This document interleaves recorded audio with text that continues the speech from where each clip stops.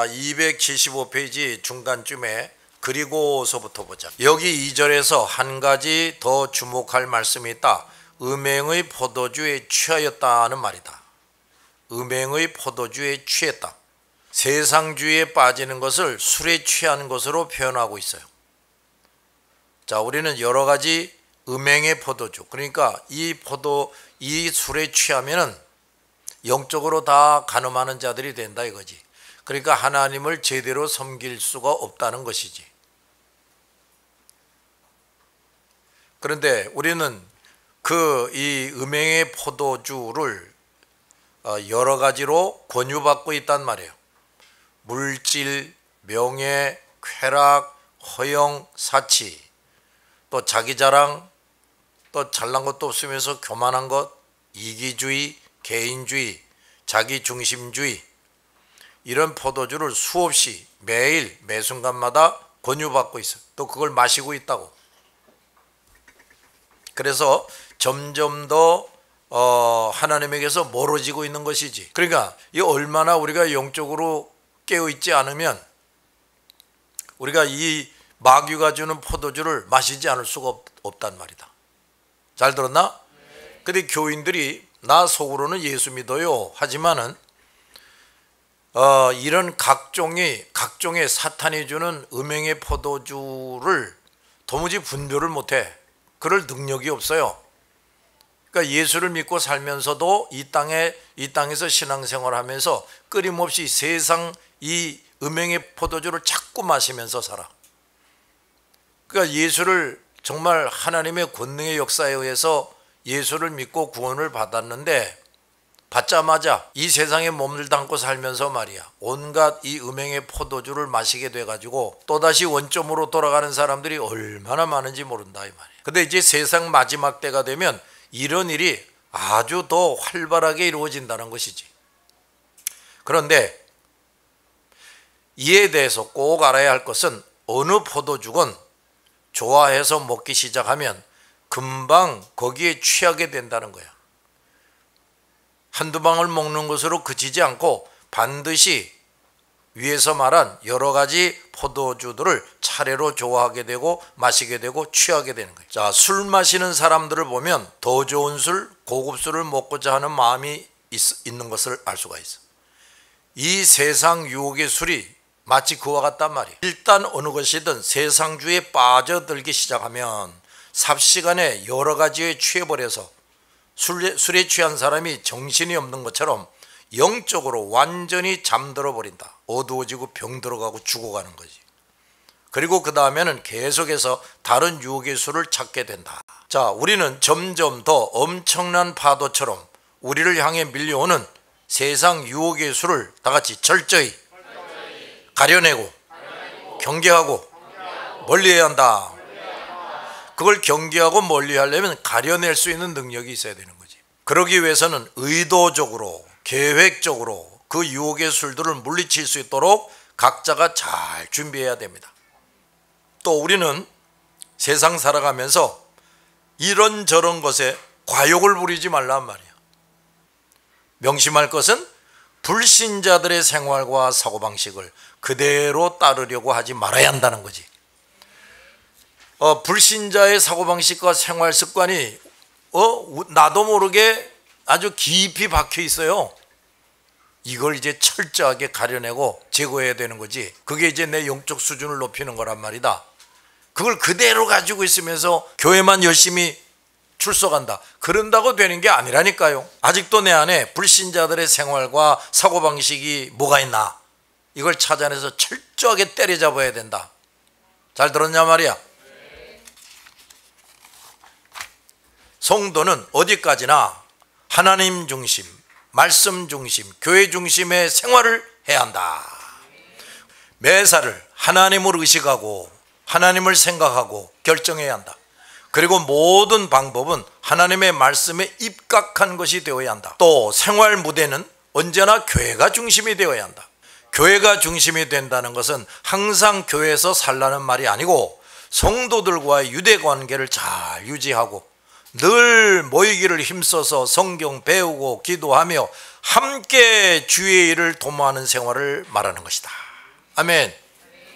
이 세 가지 중에 어느 하나라도 정상적이지 못할 때 그만큼 그의 관심은 다른 데에 집중되어 있는 것이고 그의 생활이 세상주의로 흐르고 있다는 증거가 된다. 성도들 중에 예배가 끝나기가 무섭게 돌아가는 사람들이 있는데 아직 이런 세 가지 신자의 생활과는 거리가 먼 사람들이다. 그리고 이 세 가지 중에 하나를 잘못하면 반드시 나머지 두 가지도 잘못하게 돼 있다. 그 무슨 소리야? 하나님 중심, 성경 중심, 교회 중심의 생활을 반드시 해야 된다 그랬는데 이 중에 하나라도 잘못하면 나머지도 잘못하게 된다 이 말이야. 잘 들었죠? 아, 저 사람이 참말 교회 중심으로 사는구나. 그 사람은 틀림없이 하나님 중심, 성경 중심으로 사는 사람이야. 아, 저 사람 말씀부터 지키려고 애를 쓰는 사람이야. 그 사람은 하나님 중심으로 살고 교회 중심으로 사는 사람이라고. 하나님 중심이 안 되면 말씀 중심과 교회 중심이 안 된다. 또 말씀 중심이 안 되면 하나님을 중심하지 않는다는 증거요. 그런 사람이 교회 중심 생활을 제대로 할 수가 없다. 또 교회 중심이 안 되면 그가 하나님과 말씀을 중심하지 않고 있다는 증거가 된다. 그러므로 우리는 때때로 내가 얼마나 하나님 중심, 말씀 중심, 교회 중심의 신앙생활을 하고 있나 냉철히 돌아보면서 내 신앙 상태를 점검해야 된다. 이 세 가지 생활이 삼위일체가 되어 원활히 이루어지지 않으면 그만큼 여지없이 세상주의, 포도주에 취하게 된다. 그 다음 3절 이하를 보면 그 큰 음료가 누구냐? 그 정체에 대해서 상세한 설명이 나온다. 자, 3절 시작.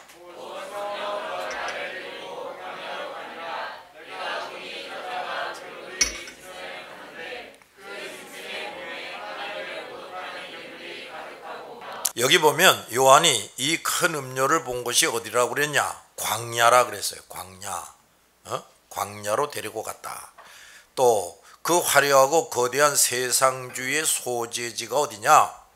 비옥한 땅이 아니라 에덴 동산 같은 낙원이 아니라 메마르고 거친 광야란 말이죠. 사람들이 이 거대하고 아주 복잡하고 화려한 물질 문명 세계를 볼 때 더 이상 좋은 것이 없는 것처럼 보이죠. 그래서 누구도 한시라도 이 세상에서 더 살기를 간절히 원해요. 그러나 그 세상주의 포도주에 취한 이 세상은 어디까지나 광야에 불과한 곳이다 이 말이에요. 그것도 잠시 동안 자리 잡고 있을 뿐이에요. 아무리 사람들이 이 세상주의에 도취되어 열심히 더 크고 더 좋은 바벨론을 세우느라 애쓴다 해도 그것은 어디까지나 거칠고 메마른 광야에 하잘것없는 오두막집을 짓는 것에 불과하다고 말이에요. 그러느라고 투쟁하고 배반하고 죽이고 별짓을 또 다 하지. 그러니 이런 사람들이 얼마나 어리석은 사람들이냐 말이지. 이제 때가 되어 폭풍우가 몰아쳐오면 그 하잘것없는 것들은 온데간도 없이 사라져버릴 겁니다. 그래서 하나님께서 우리 성도들에게 말씀하시기를 너희는 이 세상에 소망을 두지 말라, 이 세상에 보물을 쌓지 말라 하고 가르쳐 주셨어요. 근데 우리가 얼마나 이 세상에 소망을 두는가? 세상의 보물을 더 쌓으려고 얼마나 애를 쓰는가? 자, 이런 말씀을 듣고 들으면서도 그래도 하면서 이 세상의 재물을 쌓아놓느라고 여념이 없는 성도들이 많단 말이에요. 이미 주신 것을 가지고 하나님 사업에 열심히 쓸 줄은 모르고 모아두는데 여념이 없어. 때가 되면 몽땅 잃어버리게 된다. 내 육체까지도 그냥 흙으로 가버리는 거야. 몽땅 잃어버리게 되면 그때야 아이고 이럴 줄 알았으면 그 재물 가지고 주님 사업에 열심히 쓸 걸 하고 한탄하게 된단 말이에요. 자, 광야에서 겨우 일시적인 오두막집이나 짓는 삶을 살다가 끝나지 말고 천국에 영원한 궁전을 짓는 삶을 살아가기 바랍니다. 광야에 있는 오두막집에 금고리를 달려고 하지 말고 이 오두막집에 금고리는 달지 못하더라도 하나님 나라 건설에 필요한 기초석을 만들어 나가야 됩니다.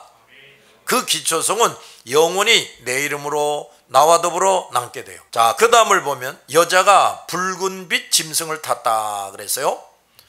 12장 3절을 보면 용이 붓다 하는 말이 나왔는데 여기 17장 3절에 나오는 붓다는 말과는 다른 말이야. 자, 12장 3절에 붓다는 것은 살기를 상징해. 죽이려고 하고 죽이려고 하는 그 나쁜 그런 살기를 상징하고, 여기 붓다는 것은 뭐냐? 자극적으로 사치스럽고 호화롭다는 의미예요. 다시 말하면 여기 붉은빛 짐승이라는 것은 자극적으로 사람들을 유혹하는 적그리스도의 세계를 의미하는 거야. 세상 마지막이 될수록 이 세상은 세상주의 풍토에서 극도로 발전하며 과거 어느 시대보다도 세상 사람들을 자극적으로 유혹하고 충동하게 돼요. 오래전에 어디서 외제 승용차가 길가에 서 있는 걸 봤어요.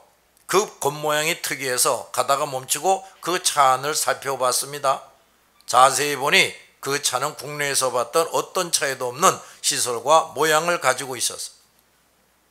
누가 봐도 탐이 날 정도로 참으로 훌륭한 현대 문명의 소산물이었다. 그때 내 마음이 생각하기를 과학과 기술이 발달해서 저렇게 사람의 눈과 호기심을 자극하는 것들이 점점 쏟아져 나올 텐데 사람들이 장차 얼마나 이 세상주의 유혹에 빠져 지내게 될까 하는 생각을 했단 말이에요. 이런 시대 속에서 시대에 뒤떨어진 것처럼 보이는 복음 진리를 들고 나가서 전도하자면 얼마나 힘이 들고 어려워지겠어요. 그렇다고 성도들이 입 다물고 가만히 있을 수는 없어요.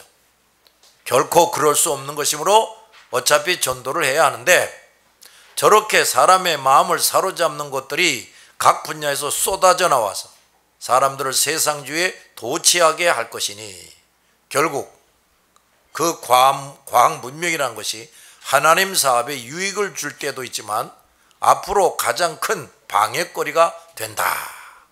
그런데 그 음료가 붉은빛 짐승을 탔다 그랬어요.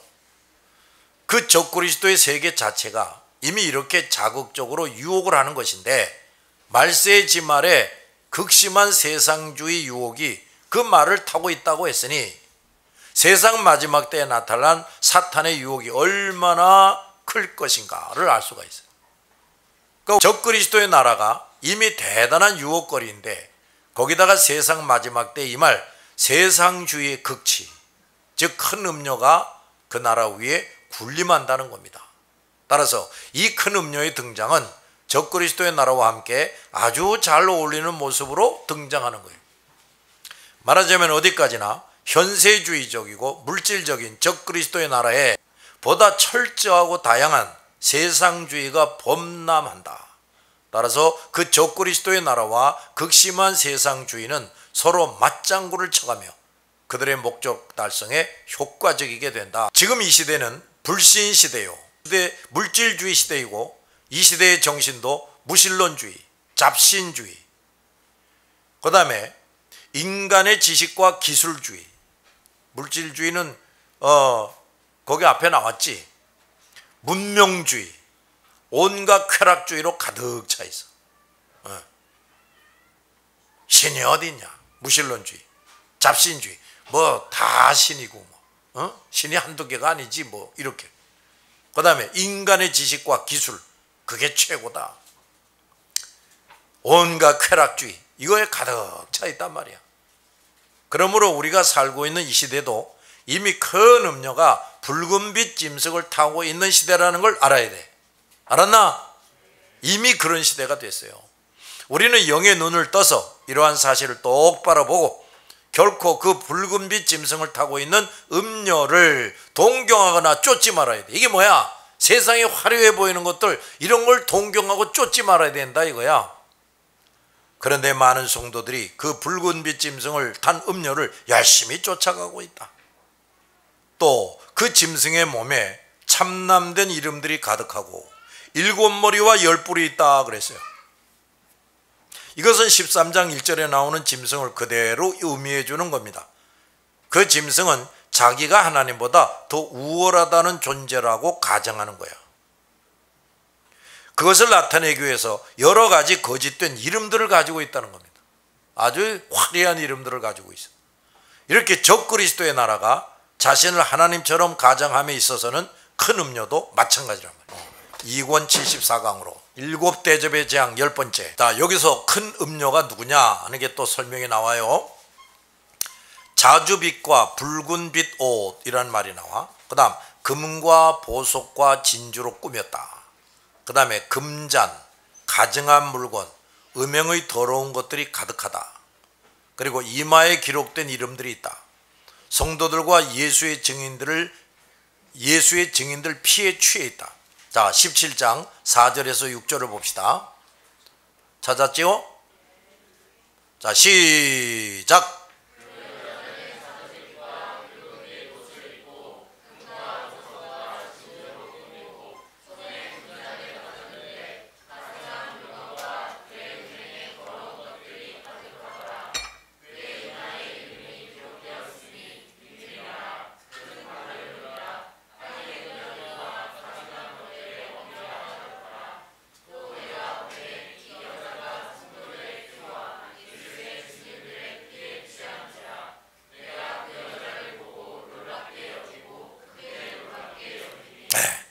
자, 그 여자는 자줏빛과 붉은빛 옷을 입었다 그랬어요. 자줏빛은 왕을 상징하는 빛깔이고, 붉은빛은 방금 전에 그 짐승의 옷처럼 자극적으로 유혹하는 자태를 의미하는 것이다. 자, 이 음료는 사람들의 시선과 감정을 자극하는 자태를 지녔을 뿐 아니라 사람들에게 왕적인 권위를 나타내 보이고 사람들 위해 군림하려 한다는 거예요. 오늘날 사람들이 돈을 제일로 삼고 부자나 권세 있는 자, 인기 있는 자를 우러러보고 동경하는데, 이런 것이 자줏빛과 붉은빛 옷을 입은 큰 음료에 심취해 있는 거란 말이에요. 그런데 이 음료가 그것으로 그치는 것이 아니고 금과 보석과 진주로 꾸몄다 그랬어요. 사람들이 어떤 미인의 자태를 살필 때 우선 그 생김새와 옷차림을 보고 감탄합니다. 그러다가 시선이 점점 세심해져서 그 여인의 몸에 걸친 보석들을 보게 돼요. 그러면서 감탄 정도가 아니라 유혹의 극치를 느끼면서 와 하고 정신 나간 놈처럼 쳐다봐요. 허영과 자랑을 좋아하는 사람은 이때 거기에 쏙 빠져버린다. 이 세상 마지막에 나타나는 세상주의 유혹이 바로 이런 것이야. 그 세상주의는 사람들의 시선과 관심을 끌 뿐 아니라 세상적인 것들을 사용해서 사람들을 놀라게 하고 사로잡고 만다는 거죠. 그런데 더 주목해야 할 말씀이 나와요. 그 손에 금잔을 가졌는데 가증한 물건과 그의 음행에 더러운 것들이 가득하더라 그랬어요. 금잔을 가졌는데 가증한 물건과 음행의 더러운 것들이 가득하더라. 여기에 나오는 잔은 자신은 물론이고 자기에게 접근해 오는 사람들에게 무엇을 마시게 하는 잔인데, 그 내용물이 뭐냐? 하나님께서 주시는 것처럼 신성하고 깨끗하다고 가장한 거짓된 것들이단 말이에요. 사람들로 하여금 하나님을 버리고 다른 것을 더 사랑하고 도취되게 만드는 것들이에요. 하나의 실례를 보면 요즘 미술을 하는 사람들이 남자나 여자의 나체 그림이나 동상이나 조각을 만들고 이것은 신성한 예술이다, 순수한 자연 그대로를 표현하는 예술이다 하고 선전을 해. 또 영화나 소설을 만드는 사람들도 추잡한 장면을 묘사하면서 이것은 인간 본능을 그대로 나타내주는 신성한 예술이다, 명작이다, 심지어 그런 영화나 그런 소설을 상을 줘요. 이 세상주의 풍조는 이런 식으로 비성경적이고 반하나님적인 것들을 치켜세우고 장려하면서 사람들로 하여금 가증하고 더러운 음행에 빠지게 한다고 말해요. 그런데 이런 가증하고 더러운 것을 먹이는 잔이 금잔이라 그랬어요. 이 세상주의는 그 더럽고 추한 것들을 사람들에게 권하는데 그것이 최고로 가치 있고 좋은 것이라고 가정한단 말이에요. 잔만 좋으면 그 내용물이 더러워도 괜찮은 것이에요? 절대 그럴 수 없지요? 아무리 잔이 값지고 좋아 보여도 그 내용물이 더러우면 우리는 결코 그 잔을 받아서는 안 되죠. 그런데 오늘날도 많은 성도들이 잔만 그럴듯하고 그 속에 있는 것은 독한 술이요 더러운 것들인데 그 잔만 보고 또 남들이 그 잔을 좋아하며 마시는 것을 보고 아무런 조심성도 없이 너무도 서슴없이 자주 마신다 그 말이에요. 그러니 그 영과 육이 정상일 수가 없고 어디까지나 치우쳐 있고 취해 있는 거예요. 자, 겉만 번지르르 한 세상주의 잔, 겉만 번지르르 한 세상주의 잔을 멀리하기 바랍니다. 비록 잔은 보잘것없고 초라해 보여도 생명의 양식이 듬뿍 담겨있는 잔, 은혜와 사랑이 충만한 하나님이 주시는 잔을 간절히 사모하고 받아 마셔야 한다. 아멘. 오늘날 성도들이 이 잔을 너무 못 마시고 있고 오히려 큰 음료가 건네주는 금잔을 열심히 마시고 있다. 그러니까 성도와 교회가 다 같이 재구실을 못하고 세상에 취해 지내고 있는 것이다. 오늘 우리는 이 계시록 17장 4절을 배우면서 이제부터라도 그 음료가 내미는 잔을 단호히, 잔이 빠졌구나 그지? 음료가 내미는 잔을 단호히 멀리하고 처음에는 쓰나 뱃속에 들어가면 달디단 하나님의 잔을 부지런히 찾아 마시기 바랍니다. 우리 눈에 보기에 아름답고 재미있게 보여도 우리는 그것이 신앙과 하나님의 말씀에 조금이라도 벗어나는 것일 때 단호히 거절하고 멀리해야 된다. 이것을 잘 못하는 교인들은 신앙생활에 어떻게 돼? 실패하게 돼. 이것이 사탄이 이 마지막 때에 사용하는 전략이라고 말해요. 하나님이 주시는 잔이 어떤 것이든 그것이 아무리 쓰고 맛이 없어도 꾹 참고 부지런히 받아 마셔야 합니다. 우리가 날마다 성경 읽고 배우고 기도하고 예배 드리는 것, 이것이 일반적으로나 인간적으로 매혹적이게 여겨지질 않아요. 그러나 우리는 이것을 인내심을 가지고 열심히 해야 합니다. 처음에는 재미없었고 억지로 했지만 시간이 지나면서 내 영혼이 밝아지고 치료되면서 이것이 세상의 어떤 것보다도 재미있고 즐거운 것이 될 수 있어야 됩니다. 그리고 그 세상의 매혹적인 것들이 다 같이 싫고 추하게 느껴진다. 이게 하나님이 주시는 잔은 다 같이 보약이다, 양약이다. 그런데 음료가 주는 잔은 마취약이고 독약이에요. 자, 오늘은 여기까지만 하자.